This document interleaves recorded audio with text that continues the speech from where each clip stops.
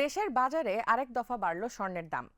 এই দফায় সবচেয়ে ভালো মানের অর্থাৎ 22 ক্যারেট স্বর্ণের প্রতি গ্রামের দাম ঠিক করা হয়েছে 22,050 টাকা। প্রতি ভরি 11.668 গ্রাম হিসেবে এই মানের স্বর্ণের দাম দাঁড়িয়েছে 2,57,191 টাকা। রোববার রাতে বাংলাদেশ জুয়েলার্স অ্যাসোসিয়েশন এক সংবাদ বিজ্ঞপ্তির মাধ্যমে নতুন দাম বৃদ্ধির কথা জানিয়েছে। আজ থেকে কার্যকর হওয়া এই দাম দেশের ইতিহাসে সর্বোচ্চ।